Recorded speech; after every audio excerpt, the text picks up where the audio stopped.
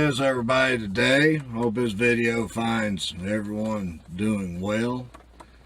Last month I did a video on 1 year as a YouTuber. Well, this month, April of 2018, is also another little mile marker, so to speak. It's been 2 years that I've been living in this RV, and I was actually going to do this video out in one of my boats. The temperature has been really nice, 70s and 80s, but I don't know if you can hear it or not, but the rain's not cooperating with me today. And I'm back at work, and I'm off on Sundays, Mondays, and Tuesdays, and it's supposed to rain all 3 days, so I just thought I'd go ahead and get this done. But I'm real happy with the fact that I decided to move into this RV. I don't know if I've told the story about it or not. I know people who have been following me know that this is a Class C, and it's a small one. It's only 22 feet. And that's actually enough space for me. My needs have always been simple. I've never needed a lot of space, and for sure I don't have it here. But I did have a minimum that I was going to go with, and this is about it. I'd like to have the stealth and gas mileage in a van, but I just wasn't going to give up shower on demand, and I wanted to have a flushing toilet, along with other things that people just become accustomed to. In here I have a microwave, I have a 2-compartment sink, I have a stove and an oven, refrigerator, just basic things that people normally grow up with. So I kept that going and wanted to keep that going. I thought about doing a van, and as a matter of fact, long years ago, at the end of the 70s and first of the 80s, I had a Chevy van, a 3/4 ton work van, and I actually got in there and measured it and seriously thought about putting a bed in it and all that. But back in those days, we didn't have internet, and people that were moving around were considered drifters or gypsies almost, and there was this shunning of them, which I'm sure there might be a little bit of that going on today. But with the internet, you can get hooked up with places to work and ways to make money, and a lot of people that know how to work computers real well, which I don't, can even make money online. And you know, now you can make money and it can just be deposited in a bank. The bank could be in New York, and you can go to an ATM in California and, you know, get $100 out or whatever. Those things back in those days that I'm talking about, late 70s, early 80s, just weren't available like that. So, you know, I gave up on that idea real quick, but I never forgot about it really. And so I started watching YouTube channels, and started seeing that people were living in RVs, and that just cranked those thoughts back up again. And so I started planning that out. I had originally planned on a Class A because I thought there would be times when I had guests, and there have actually been a couple of times where if I had some space I probably would have had guests, but it's just something that's not going to happen. I decided against the Class A because I didn't care anything about having that $500 a month payment that I was planning on, and I thought people coming to visit me if I had moved down to the coast would be a rare occurrence anyway. And so I didn't want to haul around another 10 or 15 feet of motorhome, just that I didn't need. So anyway, I started looking on Craigslist for a long time, and this is the part of the story I was going to tell here. I found this on Craigslist, and it wasn't but $4,000. And I called a guy on the phone, and got him down $100 was all he would budge. So I ended up paying $3,900 for it, and I knew that I was going to have to put a lot of money in it. I mean, you can't go and buy something that's a 1987 and for $4,000 and not expect that it's going to cost you some money down the road. So I knew that going in, and so after I got it, and I had it for about 6 months before I moved in it. But after I got it, I started doing things along as I could pay cash for them and stuff like that. Didn't get time to do it. So I had to get a new set of tires. The tires on here were 17 years old. They were still holding air. They say that tires aren't good for 7 years, but I guess if a vehicle just sits long enough, maybe the dry rot's not as bad, or maybe it was inside out of the ultraviolet light. I don't know, but anyway, they had to be replaced. They still had good tread on them. So I bought a new set of tires, which that's 6 tires on here. And I have a new valve on the hot water heater. I have a new valve on the LP tank, LP gas tank.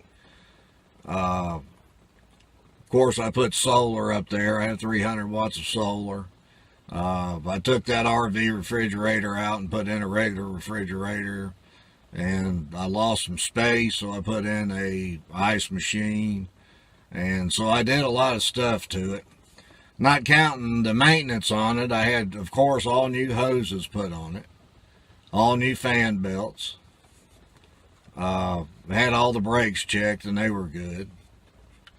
And I've had to have some other mechanical work done since then. If you saw the video about the breakdown on I-10, I had a water pump put on there. I had to have some work done on the emission control stuff that they had on this 350 Chevy engine. And so, I mean, there have been miscellaneous things that I've spent money on here. But financially, it's been a good decision, too, because I have spent less money on rent, lights, gas, and all that in the last 2 years than what I've put in this vehicle. So, financially, I consider it to be a smart move. And emotionally, I guess you would call it, I consider it being a smart move because I really love living in this small space.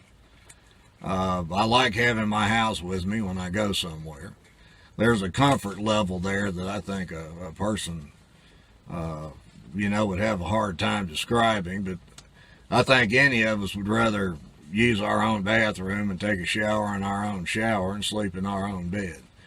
And so, except for a week-long trip I took with some friends out to Wyoming and South Dakota, I spent about every night in this RV, and I have enjoyed every minute of it.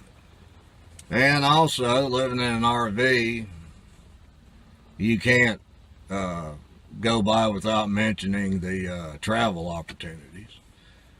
I spent 6 months up in Iowa working at the Adventureland Amusement Park, which a lot of you know. I never would have done that if it hadn't been for an RV. I couldn't have possibly have gone up there and operated rides at that amusement park and with what it paid and rent out an apartment for 6 months or live in a hotel room. It just wouldn't have been practical. So living in the RV gave me that opportunity.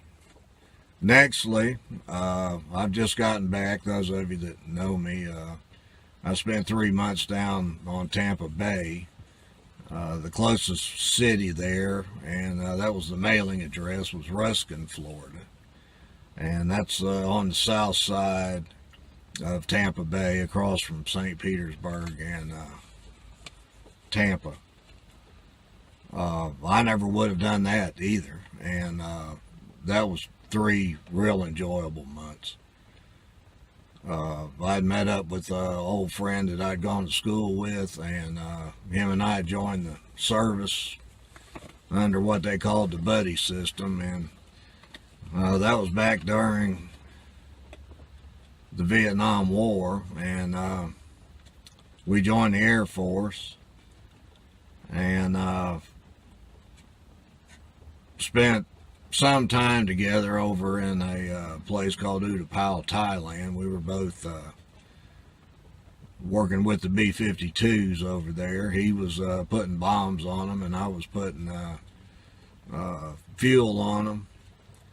And he looked me up after 40 years. It had been somewhere around 40 years since I'd seen him, and he had his wife has a relative that runs his campground down there, and so I got a pretty good deal on that, and that never would have happened if I hadn't have bought this RV.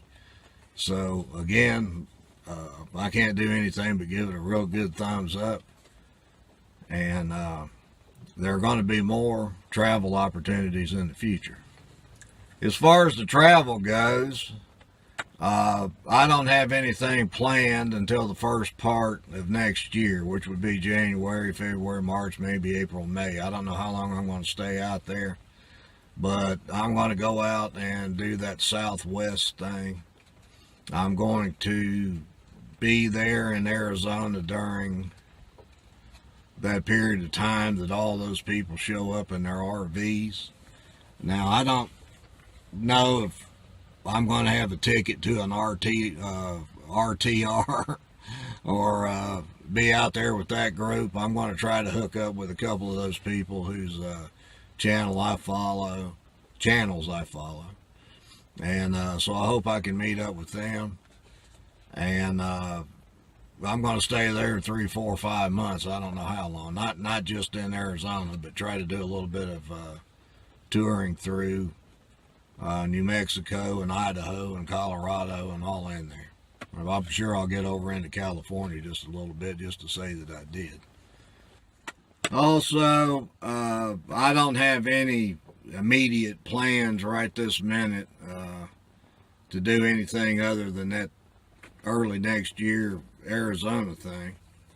But there will be some camping trips coming up and some fishing trips and some hiking and stuff like I normally always do.